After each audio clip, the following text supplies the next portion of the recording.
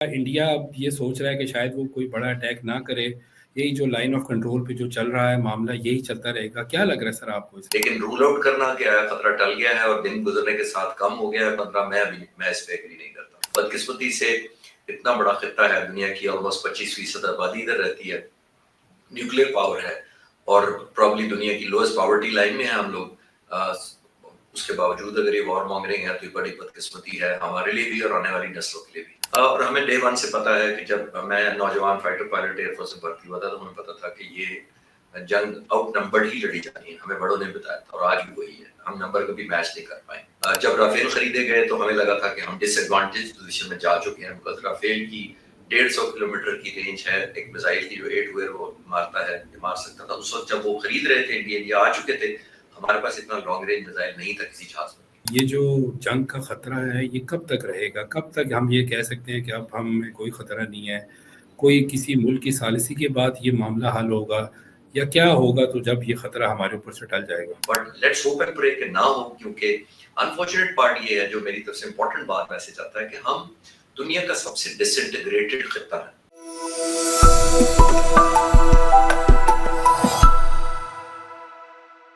अस्सलाम वालेकुम। We exclusive के साथ मैं हूं बिलाल अब्बासी। पहलगाम वाक़े के बाद ऐसा लग रहा था कि किसी भी वक्त पाक भारत जंग छिड़ सकती है। वफाकी वज़ीर इत्तलात ने भी खबरदार किया था कि आइंदा 48 घंटे तक इंडिया किसी भी टाइम किसी भी जगह हमला कर सकता है। ताहम अल्लाह का शुक्र है अभी तक इंडिया ने कोई बड़ा हमला तो नहीं किया, लेकिन अभी भी ख़तरा मौजूद है। आज हमारे मेहमान air commodore retired Khalid Chishti साहब हैं। आइए उनसे पूछते हैं कि क्या अब भी कोई ख़तरा मौजूद है और पाकिस्तान इंडिया की जानिब से किसी भी किस्म के हमले की किस हद तक तैयारी रखता है। बहुत शुक्रिया सर वी न्यूज़ को टाइम देने के लिए। जी शुक्रिया बिलाल साहब, आपने इनवाइट किया। जहाँ तक आपका सवाल था कि खतरा टल गया या अभी भी कोई खतरा है, देखिए इतना बड़ा मुल्क, 1.4 बिलियन पॉपुलेशन का मुल्क, जो लोगों के ज़हन में हाइप क्रिएट करता है और बदकिस्मती से 900 चैनल जो इंडिया में हैं वो मेजॉरिटी ऑफ चैनल भी यही कर रहे हों, तो गलत एक्सपेक्टेशन लोगों के ज़हनों में डेवलप हो जाती हैं और गलत उम्मीदें पैदा हो जाती हैं और अनडू करना उनको उतना ही मुश्किल होता है जितनी ज़्यादा हाइप क्रिएट की जाती है और जितनी जल्दी की जाती है। ज़ाहिर है उस वक्त कहा गया था कि जी हमला हो सकता है और हुकूमत पाकिस्तान की तरफ से भी कहा गया और फिर नहीं हुआ, उसका भी क्रेडिट पाक फ़ज़ाई को जाता है, क्योंकि 48 घंटों में इंडिया ने अटेम्प्ट किया राफेल जहाज भिजवा कर, लेकिन पाक फ़ज़ाई क्योंकि तैयार थी और उन्होंने उनको जो भी काउंटर किया उसकी तफसील बाद में हम डिस्कस कर सकते हैं, जिसकी वजह से वो सारा नाकाम हुआ और उनकी सारी प्लानिंग जो थी वो रह गई, एज प्लान नहीं एग्जीक्यूट कर सके जैसा मिशन था। लेकिन रूल आउट करना क्या है, खतरा टल गया है और दिन गुजरने के साथ कम हो गया है 15।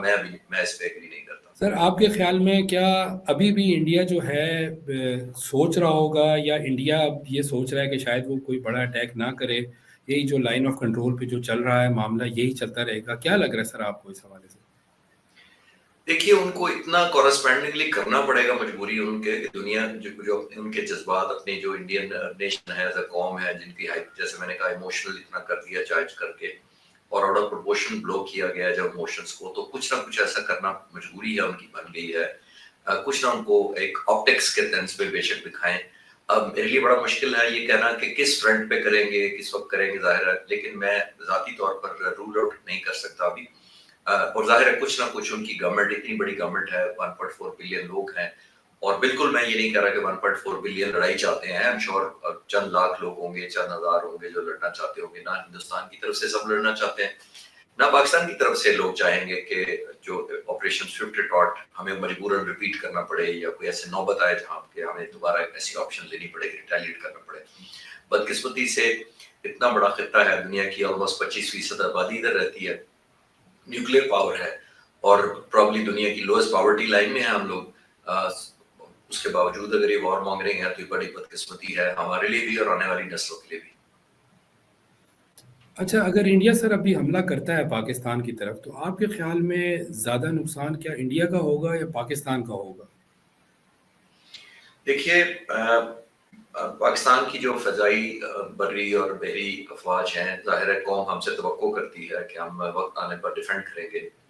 कौम ने अपना ज़ाहिर कॉम्प्रोमाइज़ करके अपनी सेहत और एजुकेशन सब पे पाकिस्तान की आर्म फोर्सेस को किया, तो हम तो डेफिनेटली मैं उम्मीद भी रखता हूँ और दुआ भी करता हूँ कि हम लिव अप करें एक्सपेक्टेशन से।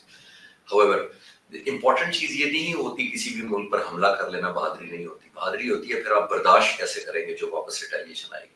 اچھا سر، یہ بتائیے گا کہ ہمیشہ سے ہم نے دیکھا ہے کہ پاک فضائیہ کو، جو انڈین فضائیہ ہے اس کے اوپر برتری حاصل ہوتی ہے. کیا وجہ سر انڈیا کے پاس ریسورسز بھی اتنے زیادہ ہیں، ہمارے پاس شاید ان کے مقابلے میں کم ریسورسز ہیں؟ کیا اسٹرینتھ ہے ہماری، کیوں ہم ہمیشہ ان سے برتری لے جاتے ہیں فضائی مقام پہ؟ دیکھیے ان کی جتنی ڈیفینس بجٹ ہے اتنا پاکستان کا پورا بجٹ نہیں ہے، اس سے کم ہی ہے ہمارا جتنی ان کی ڈیفینس اسپینڈنگ ہے. پہلی بات تو کلیئر ہے. اور ہمیں ڈے ون سے پتا ہے کہ جب میں نوجوان فائٹر پائلٹ ایئر فورس سے بھرتی ہوا تھا تو ہمیں پتا تھا کہ یہ جنگ آؤٹ نمبرڈ ہی لڑی جانی ہے. ہمیں بڑوں نے بتایا تھا اور آج بھی وہی ہے. ہم نمبر کبھی میچ نہیں کر پائے. اب آپ کا سوال ٹھیک بہت اچھا ہے کہ ہم پھر میچ کیسے کرتے ہیں. ہم ایک جذبہ ایمان سے کرتے ہیں جو ہمارا ڈیفالٹ ہے. کیونکہ میں اس لیے نہیں لڑتا کہ میں نے فتح شکست، میں نے اس لیے بھی نہیں لڑتا کہ میں نے دنیا کو اپنا کوئی اپنا ہیجمونک ڈیزائن کرنا ہے. میں نے اس لیے بھی نہیں دنیا کو بتانا کہ میں انٹرنیشنلی بڑا ریلیونٹ ملک ہوں. ہم نے نہیں ثابت کرنا ہوتا. ہماری فضائیہ اگر آپ نے پرٹیکولر سوال کیا تو میں لڑتا ہوں اپنی قوم کے لیے، اپنی اگلی نسل کے لیے، اس ملک کی سوورنٹی کے لیے. تو جب آپ کا پرپس ڈفرینٹ ہو دوسروں سے تو آپ کو وہ ایک فتح دلانے میں ہیلپ کرتی ہے کہ آپ کا اور ہمارا سروائیول ایٹ اسٹیک ہے. تو ہم نے جب آؤٹ نمبر لڑنا ہے پہلے تو ہماری ٹریننگ اچھی ہوتی ہے. ایک جذبہ ایمان میں نے پہلے بتایا. دوسرا ہماری کوالٹی آف ٹریننگ الحمدللہ بہت اچھی ہے as compared to any other country. اسی لیے پوری دنیا کے لوگ یہاں کورسز کرنے آتے ہیں. تیسری اور امپورٹنٹ سب سے امپورٹنٹ چیز یہ ہے کہ ہم جب سے پاکستان بنا air marshal Asad Khan, air marshal Nur Khan سے لے کر آج تک جتنے پاک فضائی کے سربراہ رہے، اپنے اپنے طریقے سے سب نے اپنا حصہ ڈالا کہ پاکستان کو ٹیکنالوجیکل ایئر فورس کو ہماری ایج رہے. خاص طور پہ پچھلے 4-5 سال سے آپ دیکھیں کہ ہم نے بہت جمپ کیا ہے ماشاءاللہ. جب رافیل خریدے گئے تو ہمیں لگا تھا کہ ہم ڈس ایڈوانٹیج پوزیشن میں جا چکے ہیں. بکاز رافیل کی 150 کلومیٹر کی رینج ہے ایک میزائل کی جو 8 ہوئر وہ مارتا ہے، مار سکتا تھا. اس وقت جب وہ خرید رہے تھے انڈین یا آ چکے تھے، ہمارے پاس اتنا لانگ رینج میزائل نہیں تھا کسی جہاز میں. ایک ایمرجنسی بیسس پر ہم نے J-10C جہاز کو انڈکٹ کیا اور صرف جہاز کو انڈکٹ نہیں کیا، اس کے ساتھ جو میزائل لیے ہم نے PL-15 لیے وہ 150 کی بجائے 200 کلومیٹر تک فائر کر سکتے ہیں یعنی ریڈار کے اوپر. یہ ہمیں ایڈوانٹیج حاصل ہو گیا. پھر ہم نے اس ایڈوانٹیج تو ان جہازوں تک نہیں رہنے دیا. ہم نے پھر JF-17 تھنڈر بلاک 3 جو لیٹسٹ جہاز ہے ہمارا اس کو اپ گریڈ کیا. آہستہ ریڈار جو اس میں لگا ہوا تھا J-10C کا اسی کے ساتھ پلس PL-15 جو میزائل ہے وہ ان جہازوں پر بھی لگا دیا گیا. اور یہ ایک جہاز جو ہے وہ ایک میزائل کیری نہیں کرتا، یہ 4 میزائل کیری کرتا ہے. تو جب یہ سچویشن ہو گئی تو یہ سارا ہمارے حق میں چلا گیا. اور کیونکہ ہمارے پائلٹ اب فلیٹ ہمارا بڑا ہو گیا جو PL-15 فائر کر سکتا ہے، دشمن کو کنفیوژن کا شکار ہوگا کہ یہ JF-17 جو آ رہا ہے اس کے اوپر PL-15 لگا ہوا ہے کہ نہیں لگا ہوا. پھر اس سے بھی علاوہ ہم نے 2 فیلڈز میں بہت زیادہ کام کیا جس کی چرچا یا باتیں کم ہوتی ہیں کیونکہ ایئر فورس نے سائلنٹ ریولوشن کیا ہے. ایک ہم نے کیا ہے سائبر وارفیئر اور ایروسپیس مینجمنٹ میں. ہم اس میں آگے نکل گئے اور ہم نے سائبر کمانڈ فورس پاک فضائی نے سیٹ اپ کی جس کا کام ہی الیکٹرانک وارفیئر کو مینج کرنا ہے اور اس سے ظاہر ہے اس کو ایز اے ٹول یوز کرنا ہے.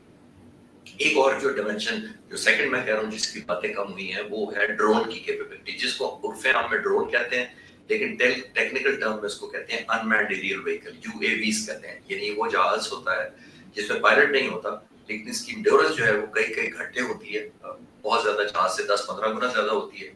اور اس کے اندر ایک اور ایڈوانٹیج ہوتا ہے کہ اس کا اسلحہ بھی اسی طرح آلموسٹ لے جا سکتا ہے، اس طرح ایک فائٹر جہاز لے جا سکتا ہے. اور یہ اتنے گھنٹے اوپر اڑتا ہے، بہت ہائٹ پر اڑتا ہے. اس کے انجن پنکھے والے ہوتے ہیں تو اس کی آواز بھی زمین پر نہیں آتی. اچھا آخر میں سر یہ بتائیے گا کہ یہ جو جنگ کا خطرہ ہے یہ کب تک رہے گا؟ کب تک ہم یہ کہہ سکتے ہیں کہ اب ہمیں کوئی خطرہ نہیں ہے؟ کوئی کسی ملک کی ثالثی کے بعد یہ معاملہ حل ہوگا یا کیا ہوگا تو جب یہ خطرہ ہمارے اوپر سے ٹل جائے گا؟ دیکھیے اس میں ٹائم لائن دینا بڑا مشکل ہوتا ہے کیونکہ ہم اوفینسو نہیں ہیں. ہم ٹائم لائن کا تب حساب کر سکتے ہیں اگر ہم نے اوفینس کرنا ہو تو ہمیں پتا ہوگا کہ ہم نے کب کرنا ہے، کتنی دیر تک کرنا ہے، کتنا ڈیپ کرنا ہے، ٹارگیٹ کیا ہوں گے. یہ جو ملک اناؤنس کرتا ہے اوفینسو ڈیزائن اپنے اناؤنس کرتا ہے، یہ سارا انیشیٹو اس کے پاس ہوتا ہے.